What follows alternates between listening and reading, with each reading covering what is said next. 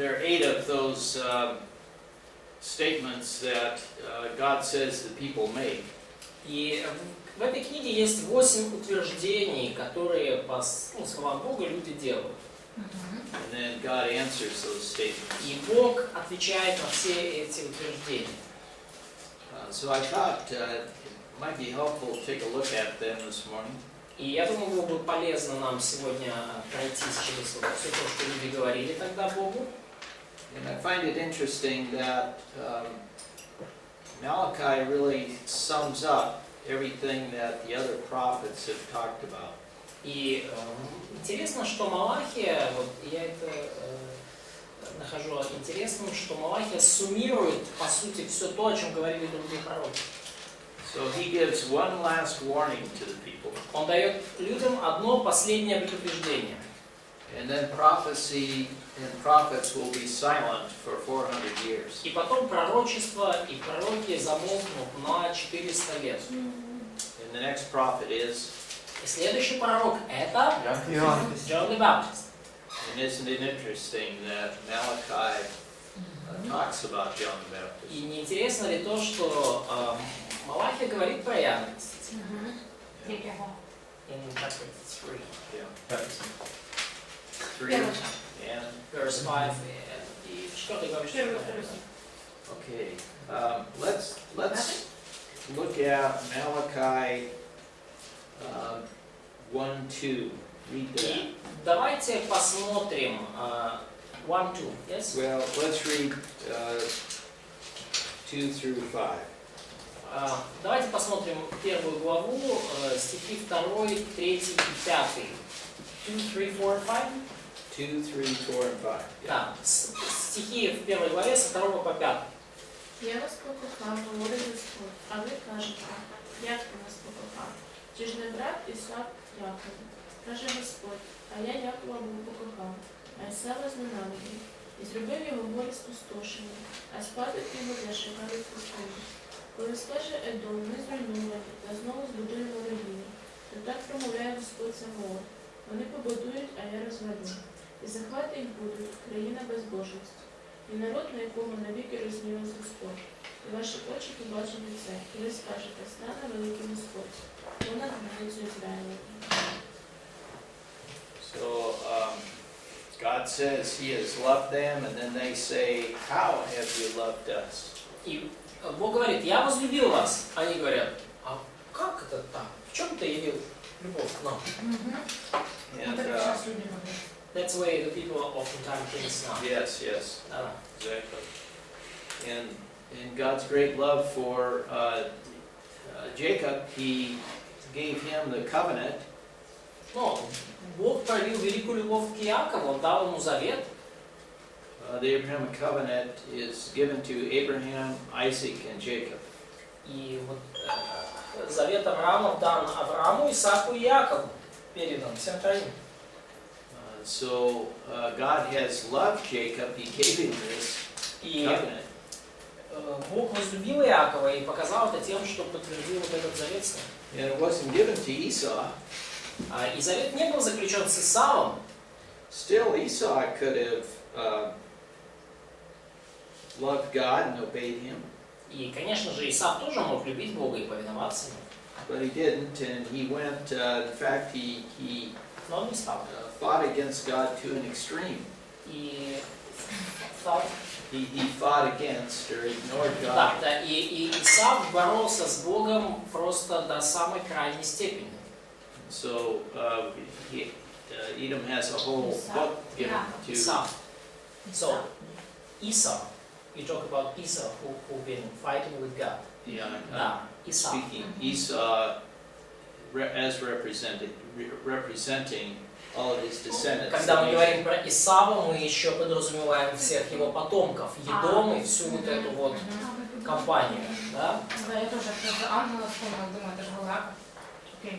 Yeah, so we've talked about that, and we've seen throughout the prophets. The prophets are always speaking of judgment on Esau. И мы говорили об этом, мы всегда говорили о том, что пророки постоянно предупреждают о суде над Исавом, суде над Едомом. And then we end up with Herod the Great. И в итоге мы закончили, история закончилась Иродом Великим. and even his descendants. И даже его потомки. Next one is Malachi 1:6. И следующий вопрос мы видим в Малахии 1:6. And read that, just that one verse. Прочитайте вот этот только стих. Шанує син батька, а раб свого пана. Та якщо я вам батько, де пошана моя? А якщо я вам пан, де страх передо мною? Говорить Господь Саваот, вам священники, що погоджуєте... говорить Господь Саваот, вам священники, що погоджуєте моїм іменем, та й кажете, чим ви погордили іменем твоїм? Any comments on that? Есть ли здесь какие-то комментарии? Мы 6, да, читали? Если Да, мы Господь. 6. Чем мы бесславны твои имя? Есть какие-то комментарии? It's pretty easy to understand. Довольно просто понять, да? Okay. Next one is verse 7. Read that. Следующий стих 7. Прочитайте. Вы приносите на жертвенник мой нечистый хлеб и говорите, чем мы бесславим? И говорите, сейчас надо с чувством слова. Так, сейчас. Вы приносите на жертвенник мой нечистый хлеб и говорите, чем мы бесславим тебя? Тем, что говорите, трапеза Господня недостойна уважения. И когда приносите в жертву слепое и худое, когда приносите в жертву слепое и 7 достаточно. все. So they don't even follow the rules on sacrifice. Вы даже правилам жертвоприношений не следуете. Прописано. 2:14. 2:14. Читати? Should we read that? Yes. А ви що й говорите? За що? За те, що засвідчив Господь між тобою, жоною наслідувала, який ти невірність вчинив, а вона ж твоя подруга і дружина умови твоєї. So what was the problem here? В чем здесь была проблема? Зраджували своїх дружин? Ідолопоклонство. They were cheating their wives. Yeah. Divorcing, Развод. Развод проблема. taking other women. Или то, что брали себе еще 2:17. 2:17. Вы прогневляете Господа словами вашими и говорите, чем прогневляем мы Его? Тем, что говорите, всякий делающий зло хорош пред очами Господа, и к таким Он благоволит. Или где Бог правосудия? Okay, this one maybe is a little harder to understand.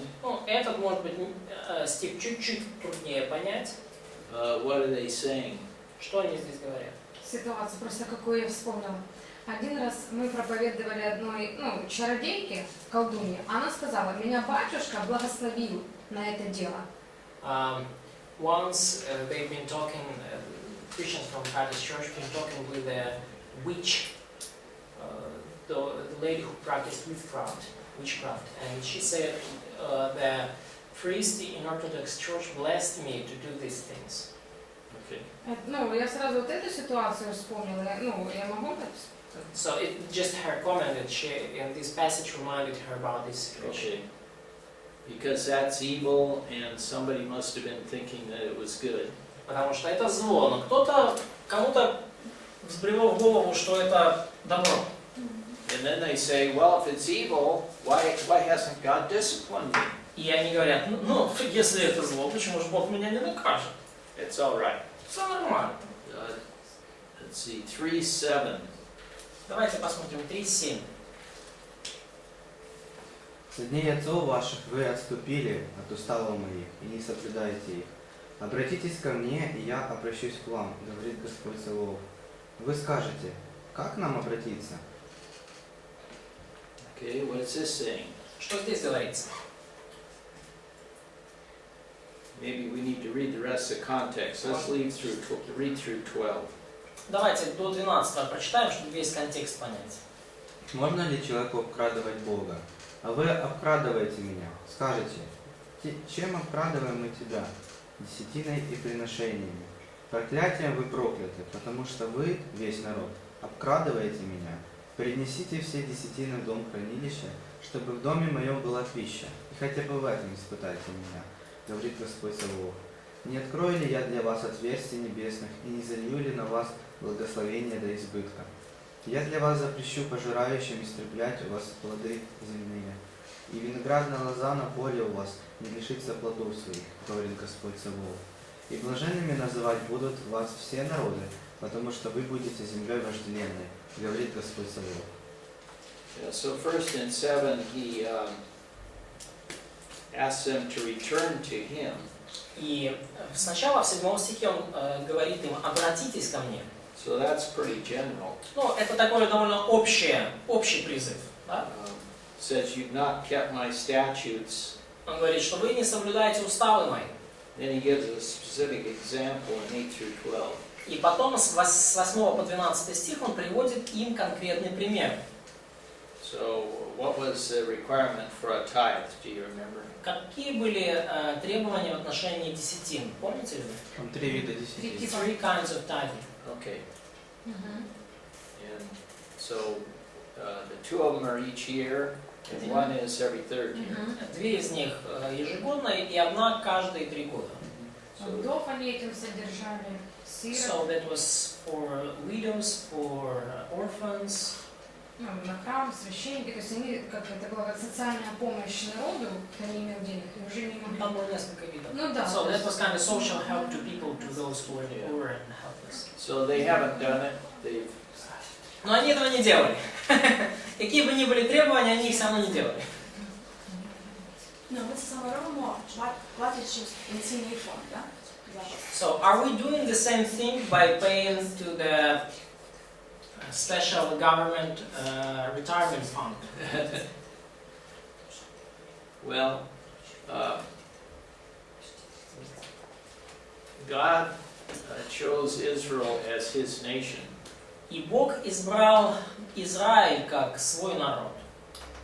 And God never says, I want every other nation to do what we're doing. He never says that. И он не говорил, что я хочу, чтобы всякий народ делал то, что делает Израиль. Он не говорил такого. So Israel was not an example of how to organize and run a nation. И Израиль не был примером того, как нужно организовывать и как нужно управлять народом, нацией. It was so that God could accomplish his plan through the nation of Israel in the world. Accomplish his plan in the world through the nation Israel. Для того, чтобы Бог через Израиль исполнил свой план в мире. Через Израиль, используя Израиль. And so God set aside Israel and brought in the church. И в наши дни Бог немножко в сторонку отодвинул пока Израиль, отложил, и сейчас на сцену вышла церковь. So first of all, what does the New Testament say about tithing?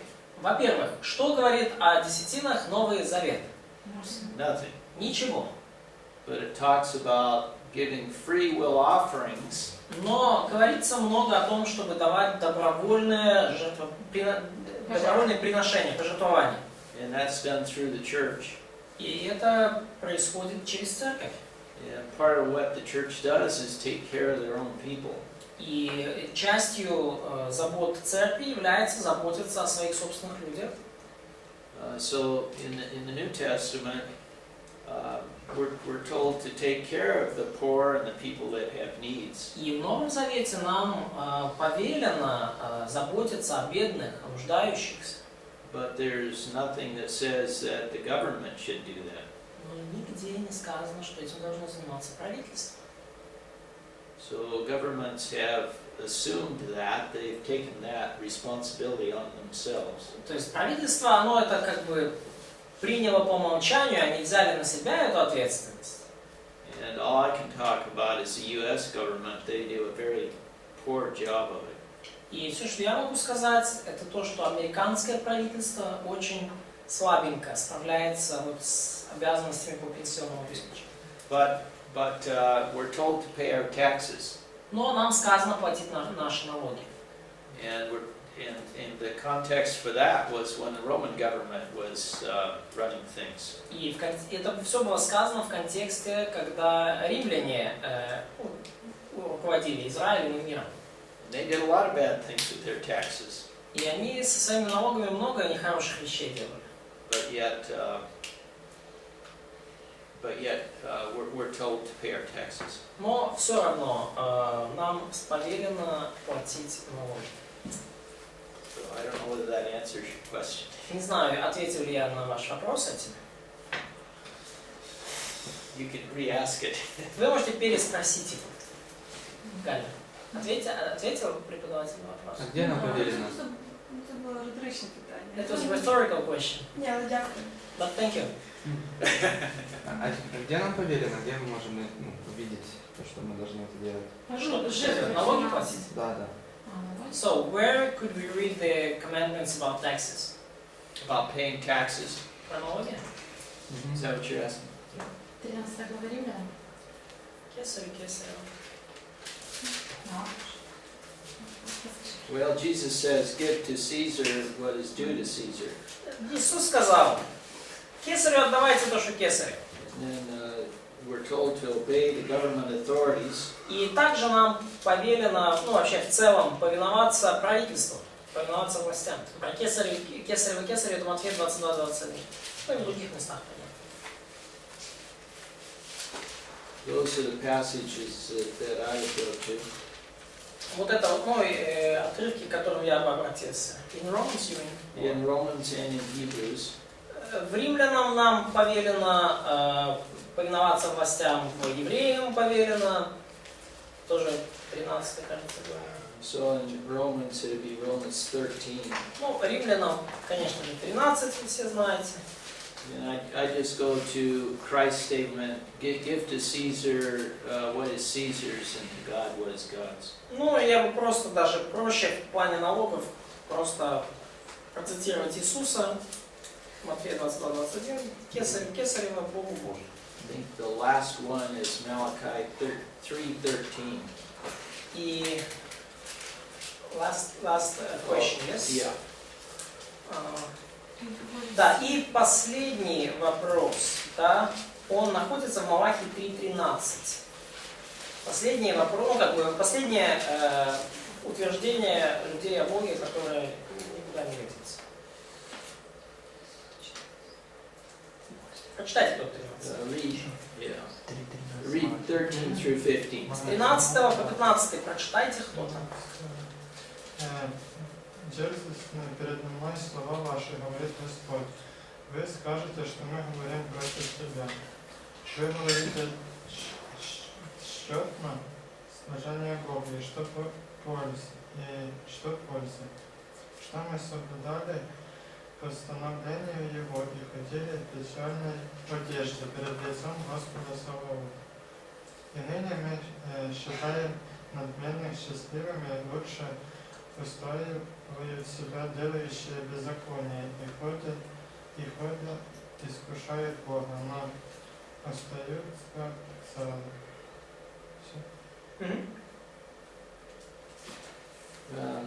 So I find 14 very interesting. Я очень интересным нахожу 14 стих. Why serve God if there's no profit in it? Слушай, зачем служить Богу, если с этого никакой выгоды, никакой пользы?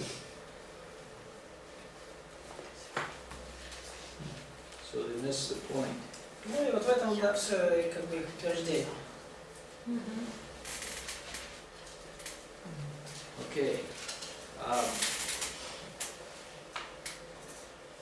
The next thing I want to do is take a look at what Nehemiah says about the sins, and you'll see it's very similar to what Malachi talks about. So Nehemiah 13.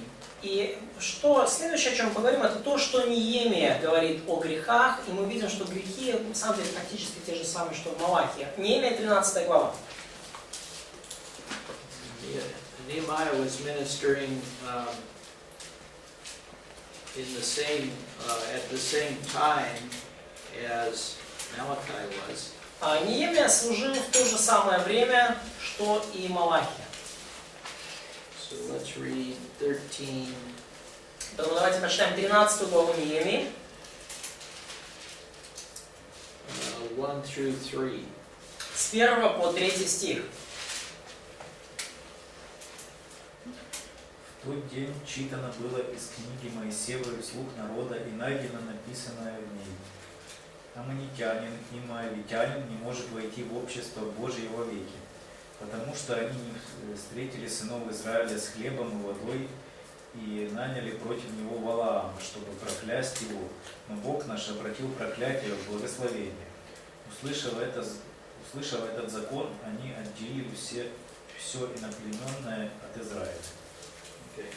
Let's skip down to verse 10. So read 10 through 14. Пропустим до 10 и читаем с 10 до 14. І довідався я, що левицькі частки не давалися, а вони повтікали кожен на поле своє. Ті левити та співаки, що робили свою працю. І докоряв я заступникам та сказав, чого опущений дім Божий. І зібрав я їх, і поставив їх на їхні місця. І вся юдея приносила десятину збіжжя, і молодого вина, і олію до скарбниць. І настановив я над скарбницями священника Шелемія, і книжника Садока, та Преподая звонити, а на їхню руку Ханана, сина Закура, сина Матаїна, бо вони були уважені за вірних. І на них покладено ділити частки для їхніх братів. Пам'ятай же мене, Боже, за це, і не затримуй добродійств, яке я зробив у Божому домі так сторожу. So the people had not been paying their tithes to the Levites, and so what did the Levites have to do? И люди не платили десятины левитам. И что левитам приходилось делать? Go to work. Yeah, they had to work. Им приходилось работать на поле. Да? And then read 15 through 22. И прочитайте сейчас с 15 по 22. Того днями бачив я в юдеї таких, що топтали в суботу чавила і носили снопи, і навічували на ослів вино, виноград і філі, і всілякий тягар, і везли до Єрусалиму суботнього дня. І я при свідках остеріг їх того дня, коли вони продавали живність. А тиряни мешкали в цьому місті і постачали рибу й усе на продаж, і продавали в суботу юдиним синам та в Єрусалимі. І докоряв я юдиним шляхетним та й казав їм, що це за річ, яку ви робите і безчестите суботній день? Чи ж не так робили ваші батьки, а наш Бог спровадив усе це зло на нас та на це місто? А ви побільшуєте жар гніву на Ізраїля з неважанням суботи. І було, як падала вечірова тінь на Єрусалимські брами перед суботою, то я наказував, і були замкнені брами і звелів, щоб не відчиняли їх, а тільки аж по суботі. А біля брами я постеріг слуг своїх, щоб тягар не виходив суботнього дня. Ночували крамарі та продавці всього продажного раз і два поза Єрусалимом. І стеріг я їх при свідках та й сказав їм, чого ви ночуєте напроти муру? Якщо ви повторите це, я простягну руку на вас. Від того часу вони не приходили в суботу, і сказав я левитам, щоб вони очистилися і приходили стерегти браму, щоб освятили суботній день. Також це запам'ятай мені, Боже мій, і змилуйся надо мною, з великою милістю Твоєю. So Nehemiah talks about them ignoring the laws about Sabbath. И Нehemия говорит о них, о том, что они игнорируют законы о субботе. So they were making money and they ignored what God had said. То есть они зарабатывали деньги в это время и просто игнорировали то, что Бог сказал. 23 through 25. Давайте прочитаем с 23 по 25 стих. Еще в те дни я видел иудеев, которые взяли себе жен из азотянок, аммонитянок и моавитянок, и от одного сыновья их в половину говорят по-азотски или языком других народов, и не умеют говорить по-иудейски. Я сделал за это выговор и проклинал их, и некоторых из мужей бил, рвал у них волоса, и заклинал их Богом, чтобы они не отдавали дочерей своих за сыновей их, и не брали дочерей их за сыновей своих и за себя. Okay, so Nehemiah got their attention. Ну, короче, Неемия привлек их внимание, вы уже поняли, да? Godly man. Благочестивый муж такой, более, да? But Israel was to be separate unto the Lord, and they were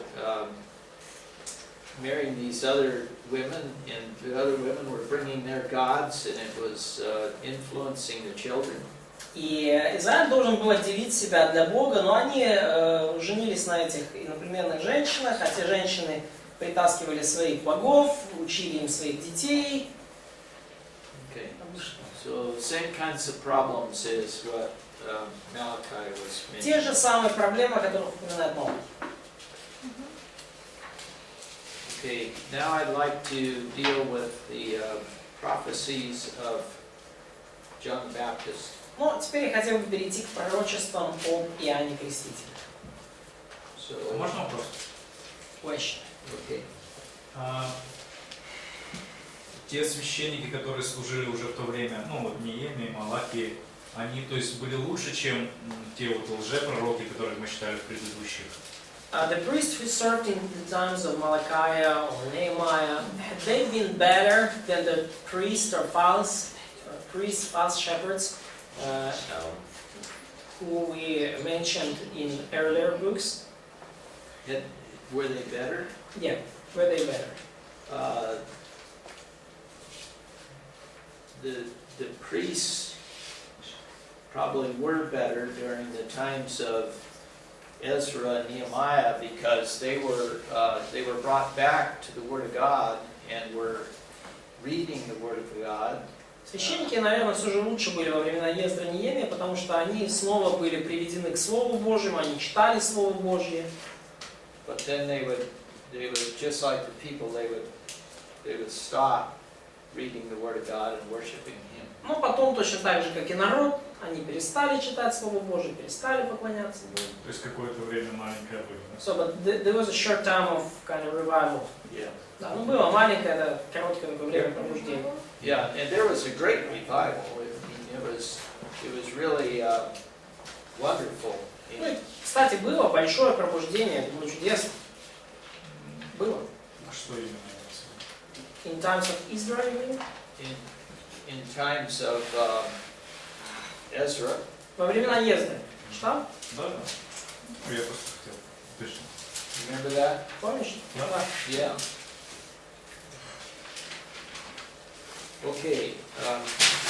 So which passages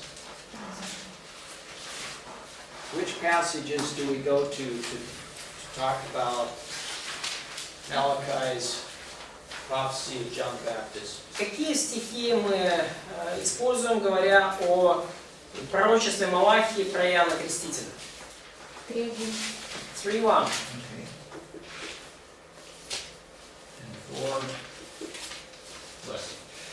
И 4. Какая глава? 4. Какая стих в 4 главе? Да. 5-6. Maybe. 4:6? Chapter 4, verses 5 and 6. Да? 5-6. And which verses in the New Testament should we go to? И какие стихи в Новом Завете мы должны прочитать? Относительно чего? In the New Testament about the John the Yeah, Baptist where prophecy. this is referenced. В каких местах Нового Завета вот эти отрывки процитированы? Матфея 3 глава. Matthew 3. Matthew 3, 3. Matthew 3:3. Ну, тут про Исаию, правда. 11:10. Что? Матфея 11:10. Matthew 11:10. Лука, Марк. Also Luke and Mark. Yeah. 1:2 Марк. Mark 7:27 1:2. Лука. Еще раз где? Лука 7:27. And Luke 7:27. Марк 1, 2, 3. Mark 1, 2 and 3 also. And Luke 7:27. 1:27. 1:27 или 7:27? 7:27. Luke 7:27. 7. This is the one about whom it's written, I will send my messenger ahead of you who will prepare your way before you.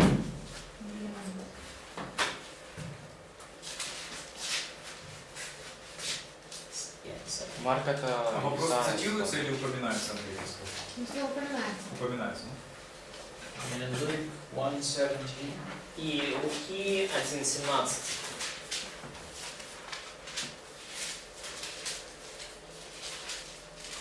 И будет идти перед ним в духе и силе Ильи, чтобы возвратить сердца отцов детям и непокорным образ мыслей праведников, чтобы представить Господу народ приготовленный. Okay.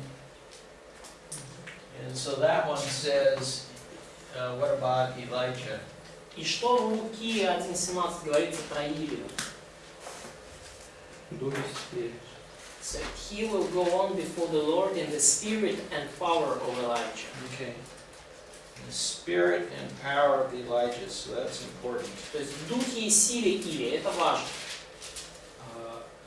Когда в будущем там говорится, что Даниил воскреснет, или вот печатью будет кто-то там, ну, когда будут воскресать пророки, это буквально не подразумевается то же самое, что как вот здесь в духе Илии Иоанн Креститель, так и те пророки воскреснут в духе.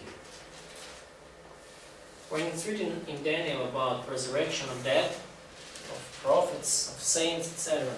So does it assume that they will be resurrected literally, or it would be kind of something in the spirit and power of them? No, I think it's literally. Ну, в Даниила там все буквально. This is a special case. It's talking about John, this one who would announce Jesus that would be in the power and the spirit of Elijah. Здесь вообще особый случай. Иоанн Креститель особый случай. О нем сказано как о том, который предвозвестит приход Мессии, и он будет действовать в силе и духе Илии. So that is not a pattern for other resurrections. Это не является каким-то шаблоном, закономерностью для остальных воскресений. Не, просто они ж были уверены, что придет фарисей, что придет именно Илия. But the Pharisees were sure that the literal Elijah will come. То есть они просто не понимали, да? So they misunderstood that. Да. Okay. So let's do 11, Matthew 11, 10 through 14. Давайте прочитаем Матфея 11 глава с 10 по 14 стих.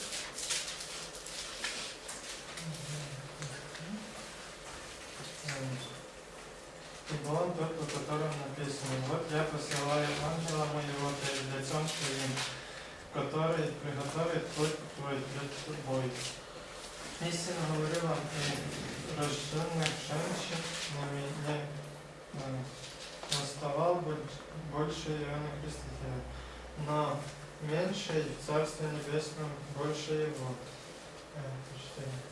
От дней же Иоанна Крестителя до ныне Царство Небесное силой берется, и употребляющие усилия восхищают его. Ибо все пророки и закон прорекли до Иоанна. И если хотите принять, он есть Илья, которому должна прийти. Okay, I really should have had you start with 2, so read 2 through 9. И вообще нам надо было мне здесь начать со 2 стиха, поэтому прочитайте со 2 стиха до 9. В 11. В 11 главе со 2 до 9. Иоанн же услышал в темнице на делах Христовых послов двоих из учеников своих сказать им: «Ты ли тот, который должен прийти, или ожидать нам другого?» И сказал им Иисус в ответ: «Поидите, скажите Иоанну, что слышите и видите, слепые прозревают, и хромые ходят, прокаженные очищаются, и глухие слышат, мертвые воскресают, нищие благовествуют, и блажен, кто не соблазнится о ней». Когда же они пошли, Иисус начал говорить народу об Иоанне: «Что смотреть ходили вы в пустыне? Трос ли ветром колеблемого? Что же смотреть ходили вы? Человека ли, одетого в мягкие одежды? Носящие мягкие одежды находятся в чертогах царских. Что же смотреть ходили вы? Пророка? Да, говорю вам. И больше, чем пророка. Keep your finger here and go back to Matthew 3, 10 through 12. Заложите, пожалуйста, это место и откройте, пожалуйста, Матфея 3 глава с 10 по 12 стих. А у меня вопрос сейчас по переводу. Ты прочитал и больше, чем пророка? У тебя чем есть? Потому что если чем, то получается относится к Иоанну, а он говорит, да, говорю вам, и больше пророка. И больше пророка Иисус говорит здесь о себе или о Иоанне? Я думаю, что это хороший вопрос, который можно задать преподавателю. Значит, когда мы вернемся к этому месту, а пока 3 глава с 10 по 12 стих. Отже, на коріння дерев і сокира прикладена. Кожне ж дерево до доброго плоду не робить, буде зрубане, та й вогонь буде вкинений. Я хрещу вас водою на покаяння, а тих, хто йде по мені, потужніше від мене. Я недостойний понести взуття йому. Він хреститиме вас Святим Духом і огнем. У руці своїй має він вічку, і перечистить свій тіль. Пшеницю свою він збере до засіки, а полову попалить у вогні негасимі. Well, this is what John was expecting Jesus would do. Это то, что Иоанн Креститель ожидал от Иисуса, что сделает Иисус. And his prophecy is correct. И его пророчество верное. But this was not the time for Jesus doing that yet. Но время просто не исполнилось Иисусу делать все это. So I think that's what's in John's mind as he's sitting in prison and he's reflecting on what Jesus is doing. И я думаю, что именно это вот было в голове у Иоанна Крестителя, когда он, представляете, сидит в тюрьме и размышляет о всем, что делает Иисус. Why didn't he come and get me out of prison? Почему он не придет и меня из тюряги не вытащит? Maybe he was thinking that, I don't know. Может, он этого и не думал, я не знаю. But Jesus is not doing some of the things he expected.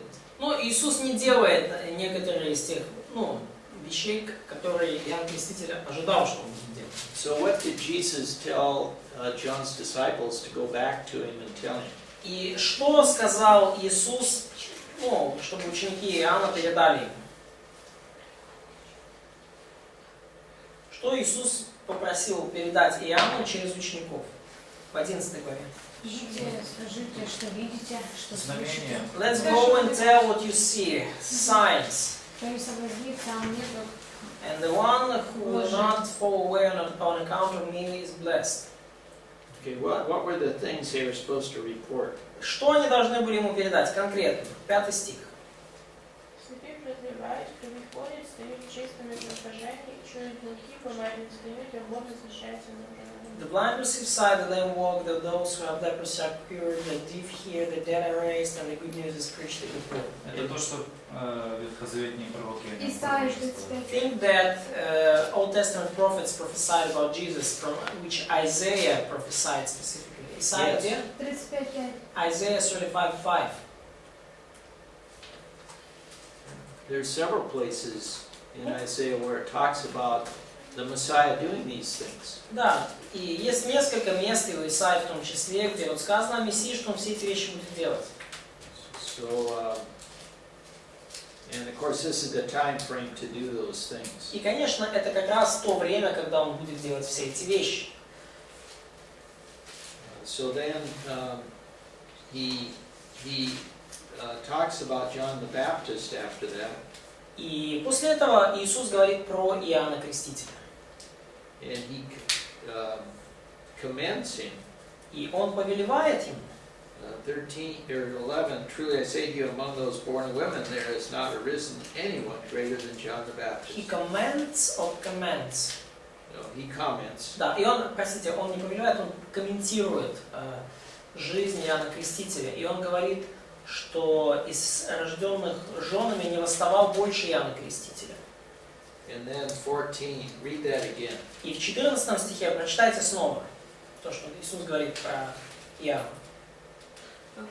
Коли ж хочете знати, то ім'я він, що має прийти. Хто має вуха, нехай слухає. Okay. So he's coming. We know the power and the spirit of Elijah. Да, мы знаем, что он придет в духе и силе, или вот еще одно утверждение. Now let's go to this passage. Давайте откроем сейчас этот отрывок. 17 глава, с 10 по 13.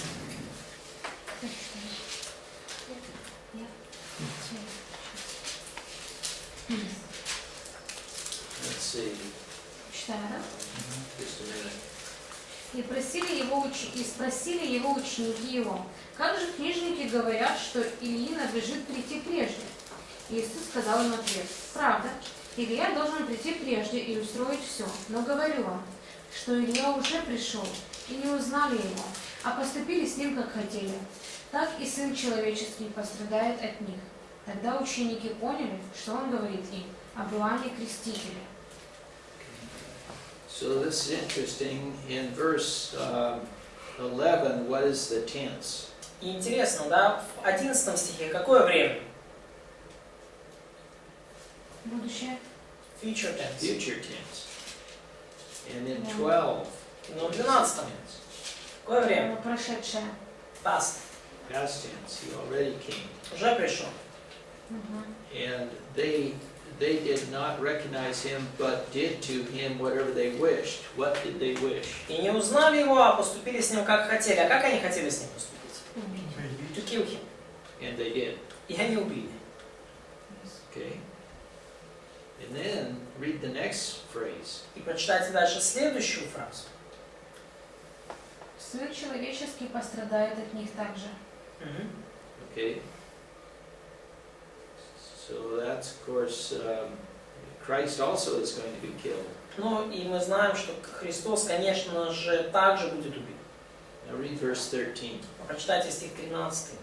Тогда ученики поняли, что он говорил им про Иоанна Крестителя.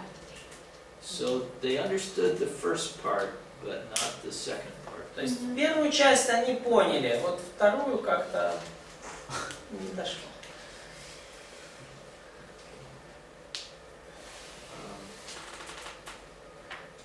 А можно спросить, а почему он обратил внимание на время, на будущее и на прошедшее? So the question, why Jesus made emphasis on the time, on the kind of the difference on times, tenses, kind of future and the past. Там вопрос просто был. Книжники, что идет. There was a question. Надлежит это ответ, типа. When the teachers of the law say that Elijah must come first? To teach that Elijah, that John the Baptist came in the spirit and power of Elijah. Иисус хотел научить, что Иоанн Креститель придет в духе и силе Илии. That fulfilled part of that prophecy. Elijah must come. И это вот исполнилась та часть пророчества, где говорится, что Илия придет. And then he wanted to teach, but there's another Elijah will also come in the future. Но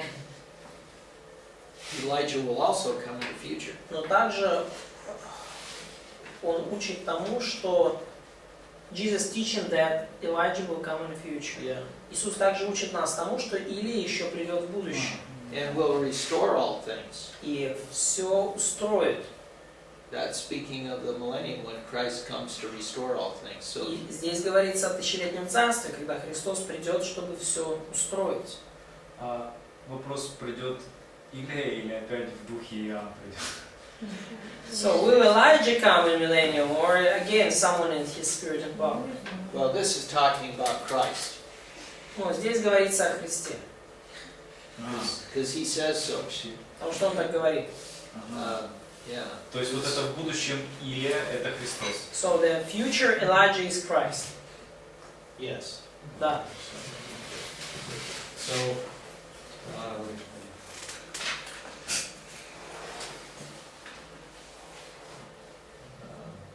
So, Elisha, this is Elisha. Вот этот Илия, да? Elisha, of course, was a prophet in the Old Testament. Конечно же, он был ветхозаветным пророком. And the Holy Spirit spoke through him. He was very powerful. И Дух Святой через него говорил, и он был очень таким могущественным пророком. Then comes John the Baptist. Потом приходит Иоанн Креститель. comes in the spirit and power of Elijah. Он приходит в духе и силе Илии. But he is killed. Но он убит.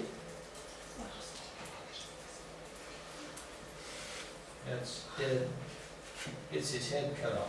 Ну, то есть голову ему побили. Это вот отрубленная голова. Okay, here's Christ. Вот Христос. He comes in the same power. Он приходит в той же силе.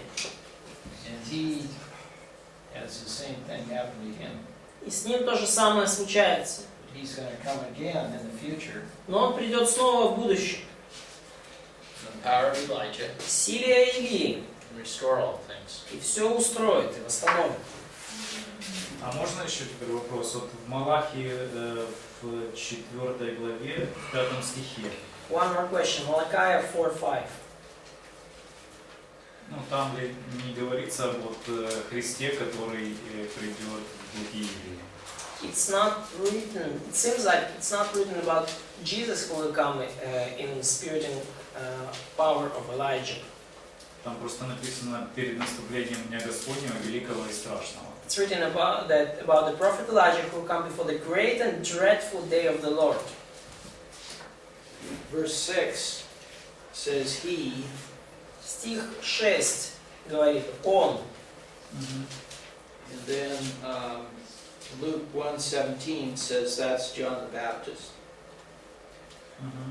И Луки 1:17 говорит, что это Иоанн Креститель. Luke 1:17, yes? Yes. Луки 1:17 говорит, что это Иоанн Креститель. So the Luke 1:17 says that the guy being talked about here is John. In